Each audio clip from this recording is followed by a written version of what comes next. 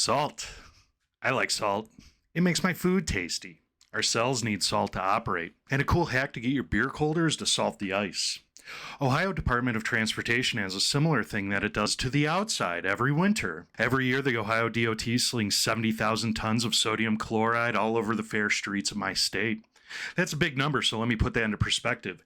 That's 1/10 the material used to build the Great Pyramid of Giza. Every year. I've had the pleasure of experiencing 26 winters since I started driving. That's the equivalent of 2.6 pyramids worth of rock salt. That doesn't fare well for anybody who relies on a 2-ton hunk of steel to transport their soft meat puppet bodies to the shops and to work. That's the reason why the swath of this country is called the Rust Belt. My neck of the woods, we need to be extra diligent to protect our investments and keep them from being snapped out of existence. If you're one of the lucky folks who don't have to worry about freezing conditions and rock salt, still do pay attention. No matter where you live, the outsidey bits are a formidable place. Although you may not have to deal with salt, you may have to worry about the sun vaporizing your clear coat, or dry conditions that cause hairline scratches and swirls in your paint, water and grit, tree sap, bird waste, brake lining and steel particles from other cars in traffic, roving gangs of cattle. I don't know what you have to deal with. That slurry of garbage slunged into every single one of our crevices. Well, your car's crevices. Anyways, moving on. If you do this process every year, it will prevent the inevitable and keep your new car nice. Just a note, I'm not a professional car detailer. I did work as one for a month 100 years ago, but I've been detailing my own cars for 25 years. I've learned via trial and error, but no errors were catastrophic. Don't let this intimidate you. I'm sure I'm doing something blasphemous to somebody, but this has given me a great result. Just remember, a little work cleaning now is better than hundreds of hours worth of sanding, grinding, and painting later. Anyways, let's get into my yearly process of decontaminating and rejuvenating the paint on my significant other's car in preparation to winter. Follow along! Okay, Jeff in a hoodie here, gonna give you the play-by-play on the time lapse that you see here. I'm starting off by washing the car thoroughly with a foam cannon and a high pressure washer and a 2-bucket solution to where I have the soap in one bucket and fresh water in another bucket. And as I wring out my wash mitt, I do that in the clean bucket so that when I'm going into the clean bucket, there's no contaminants left on the pad. I'm starting to clean from the top down, keeping it in the shade as much as possible. You can see here that the driver's side of the car is exposed to the sun, so I'm spending a lot of time going over there and making sure that at least it stays wet so that it won't dry and leave any hard water spots on the paint. That'll be a pain to get out.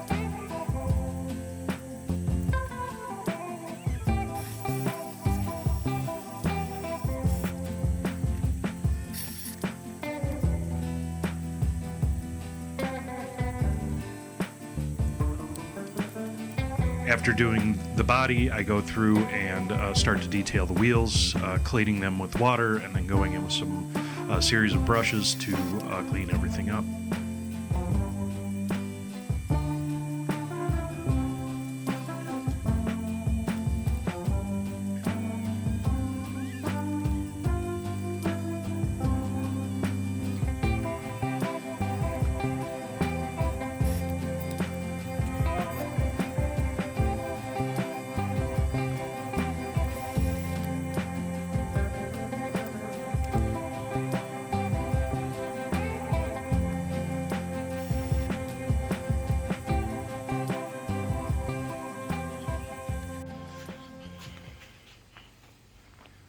Okay, so I got the car washed, got the tires detailed, just a single coat of wash, scrubbed everything down and then dried it. You probably won't be able to see, but I do have a couple.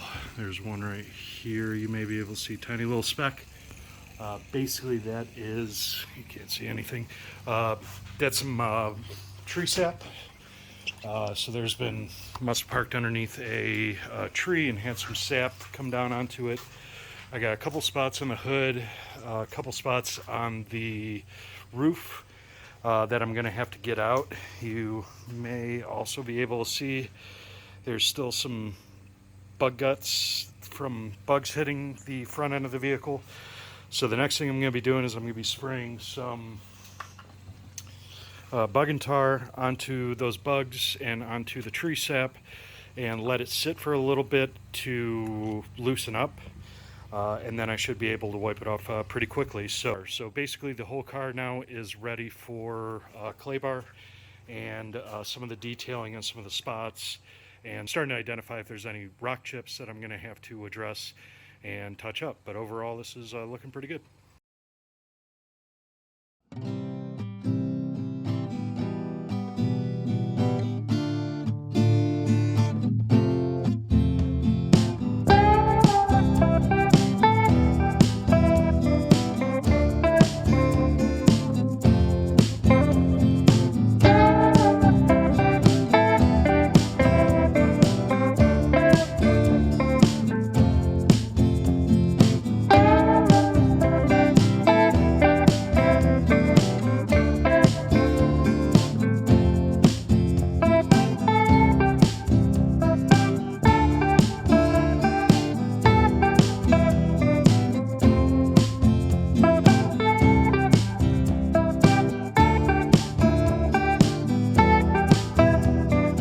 So the first thing I'm going to be tacking here is the rock chips that are actually at the front of the vehicle. Anytime that you have rock chips that actually go down to the metal, the bare metal itself, you want to make sure to get it taken care of as quickly as possible, because that could start rust and that will form underneath the paint and you'll have a bad time.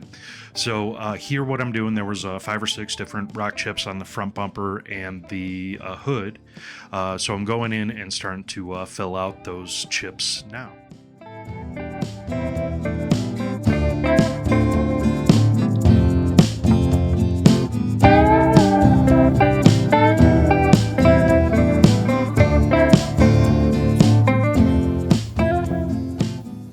Okay, so I'm here, got the first coat of wax put onto everything other than the very front of the car, because I've been going in and filling the rock chips with paint and lacquer. You can see there.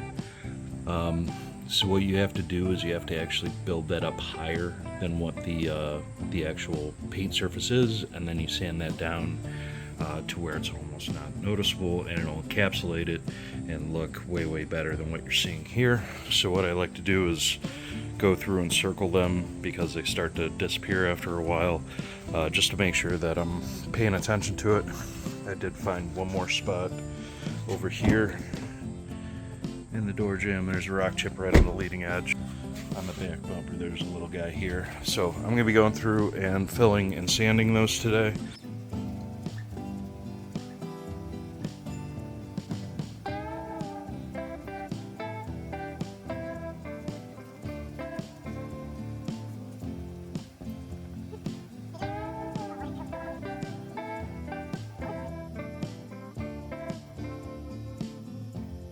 It's always a little bit scary when you're taking sandpaper to the paint of your vehicle, but know that this vehicle has a clear coat on the very top surface of the paint that gives you a certain amount of depth to where you can sand it and then repolish it and it'll look like you've never been there.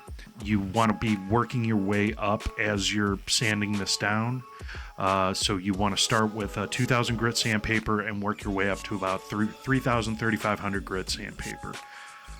This will make it to where all the scratches that you're leaving are all going to be uniform, and as you go higher and higher and higher into those grits, you'll be getting finer and finer and finer with those scratches.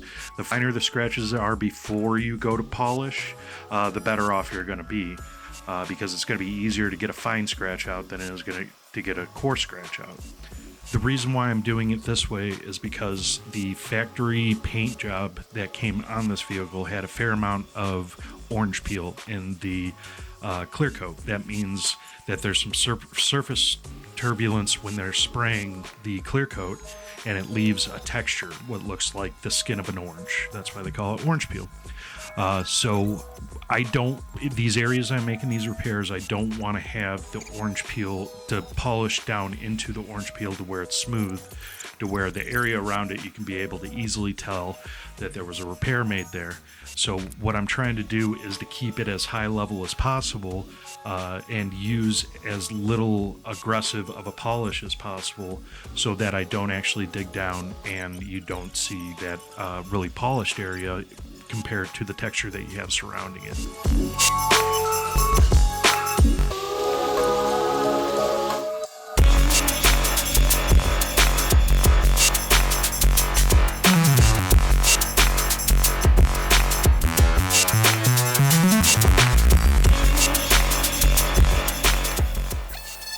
Once the repair is sanded down all the way to 3500 grit sandpaper, you want to wipe down the panel with alcohol and water in order to make sure that any remaining grit that was left in any of those fine scratches is wiped away. You don't want to have any of that abrasive stuff to go in and affect while you're polishing. So the next stuff I'm doing here is I'm going with a Meguiar's medium cut machine glaze and swirl remover. This is like a medium cut with a medium pad, and I'm going through and working those areas that I did sand, just trying to bring that luster back.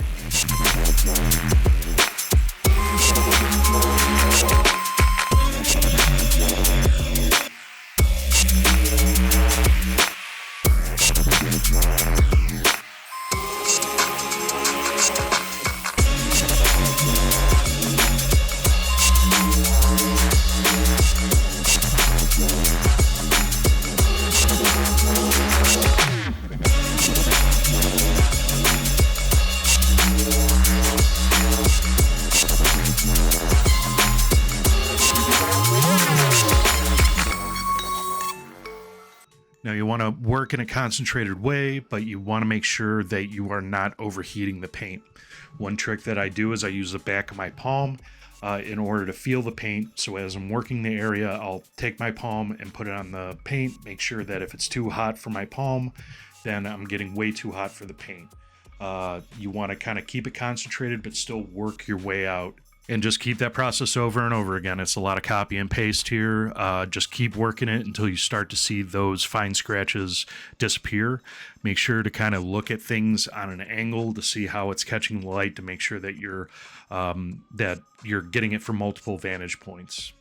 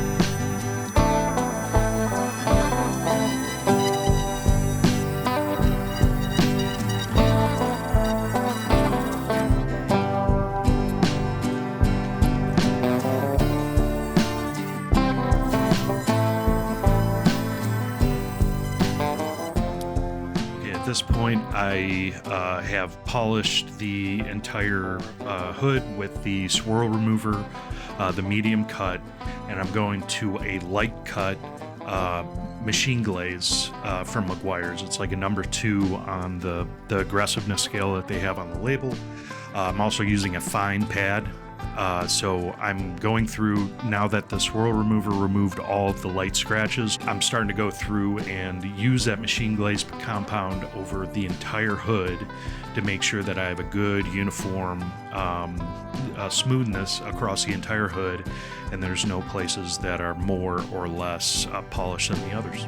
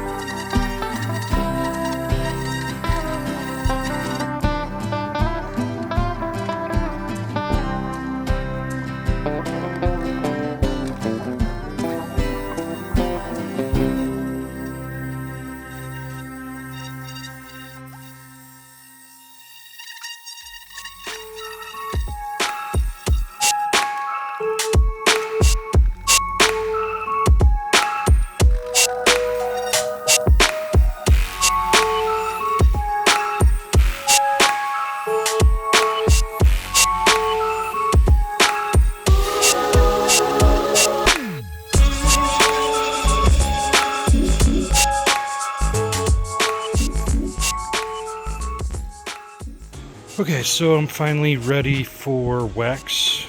So you can see on the hood, we had a bunch of different spots kind of going up along here, on the leading edge there. So was able to get those all sanded down, got the paint repolished.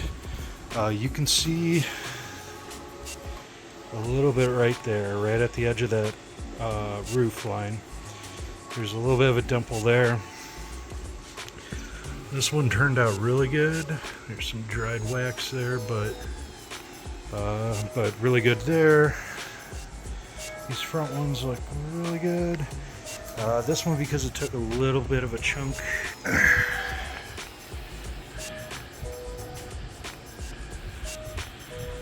Yeah, so this one's looking pretty good.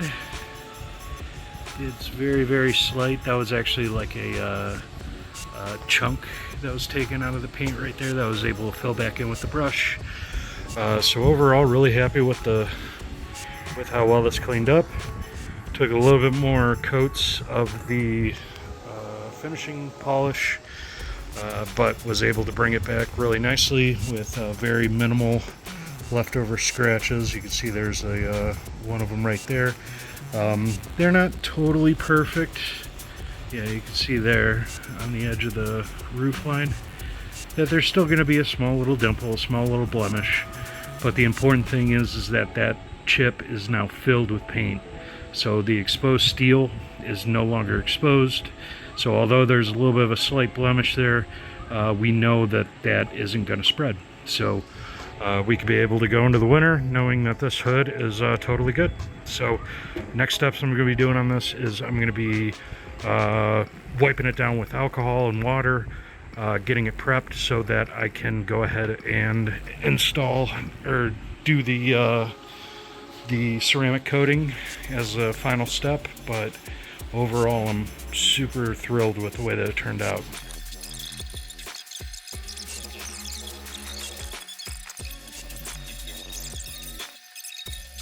So now that the front of the car is completely polished and ready for and completely smooth, clean, and ready for the final step, which is the ceramic coating that I'm going to be applying to the paint in order to prepare it for the harsh winter that it's about to see. I'm using a Meguiar's ceramic wax. I'm not sponsored or anything. This is just a product that I really enjoy. And another beautiful thing about this wax is it smells amazing. I do highly recommend that stuff. It's really user friendly and really great product overall. I could usually get about 6 to 8 months of good coverage to where the water just sheets off of it with this product. So it's a good kind of once a season kind of application that you could do. That's also pretty inexpensive at that.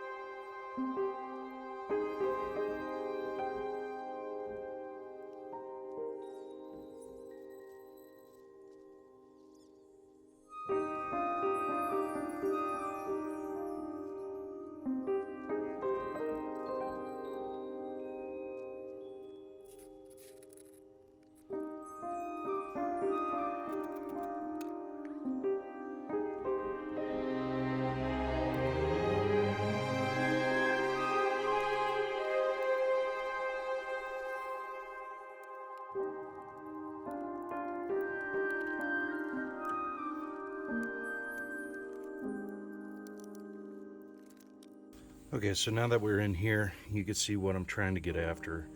So most unibody cars have this kind of V-groove that comes down here. This is the actual pinch weld, and this is where the inner skin of the body meets the outer skin of the body. A lot of times, especially in Hondas, the rear arches start to rot out. So what I've seen happen is you'll get debris and leaves and junk just kind of stuck down into here. That all degrades down. All this metal stays wet, and then that rust spreads up the arches. You also have similar things wherever you have two pieces of sheet metal coming together that don't have panel bond. So you see here, this is panel bond, this is panel bond. That's what you want, so that it prevents any water from getting into the seam. Areas you got to watch out for are areas like this, to where there is just sheet metal over top of sheet metal that's spot welded into place, because if water gets trapped behind here, it kind of stays there. And salt, that is where that salt will get into.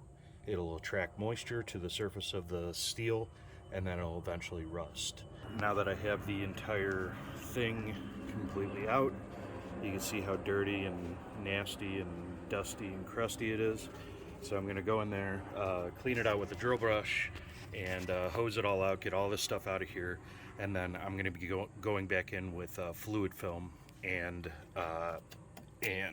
coating all of this stuff, so that there's a layer of protection that will prevent any of this rust that you see here starting to form on the edge of this from continuing. So that'll be the next step.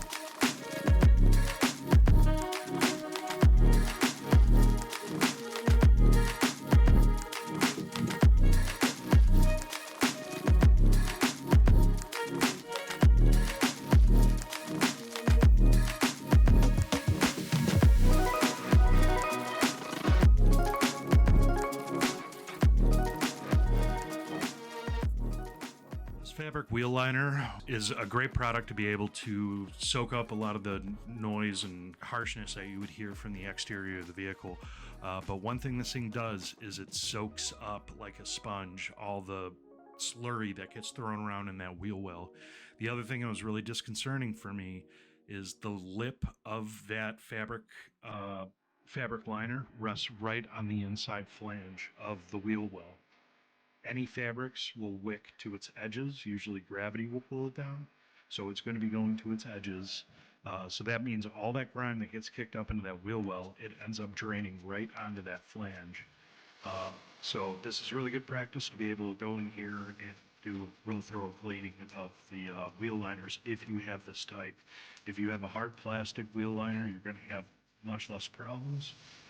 But if you do have a soft side, it feels like almost like felt material as a wheel liner like I do in this case, you want to make sure at least once every year, 2 years, to take this off, clean out that area and spray fluid film or other kinds of like undercoating or anything else like that after you've thoroughly cleaned and dried the area. So that way you have an extra layer of protection between the paint and um, the outside elements that could end up damaging that paint.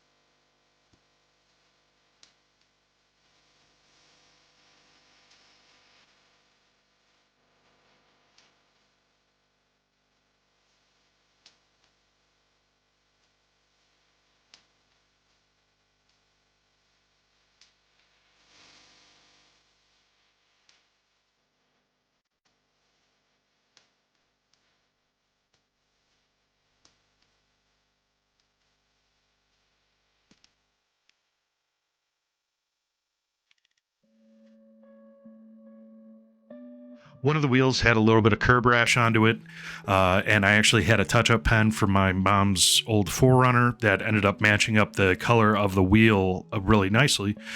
So I went through with the same tip sander, and I just kind of sanded where the rash was after cleaning up with a bunch of alcohol, and started to dab that paint into there. Because this is on a wheel, you don't have to be as meticulous as I was with the paint, but it is nice just to be able to get that nice even coating for good aesthetics, but also to keep that aluminum coated on the wheel itself. So you can see I've gone through, let that dry, and now I'm going in and starting to wet sand and polish that just to be able to kind of level it out a little bit and make it look a little bit less like it was painted on with a brush.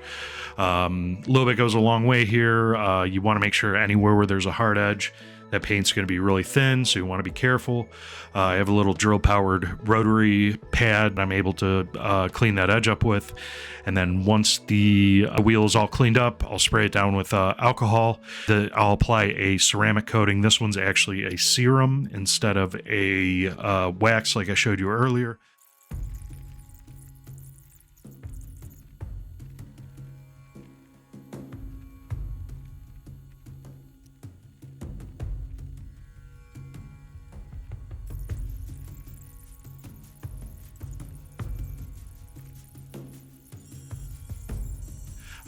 So it's a small bottle that you put onto an applicator, spread on uniformly, and then you wipe off with a dry microfiber towel. And when you do this, it gives a hydrophobic coating to the wheels. I like to do this on the wheels because it's a little bit more hardcore than what we're putting on the body. But it will make the cleaning process of your wheels so much easier throughout the course of the year because it has that ceramic coating to it.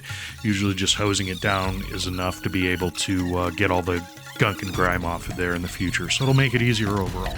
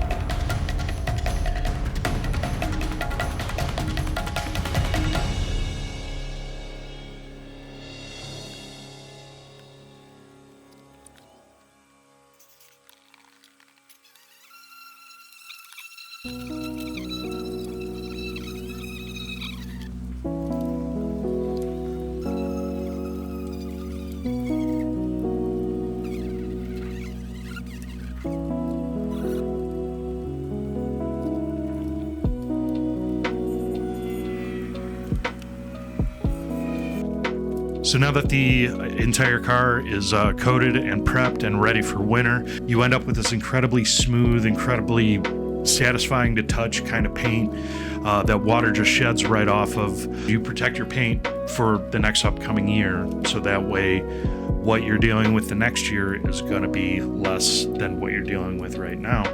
And it is really satisfying when you're done to have the thing completely clean and smooth and it's so nice. So thanks again for watching. Please like and subscribe. New to YouTube, so I'm just trying to throw some content out there, so I hope you guys enjoyed it. Thank you again, and have a great day.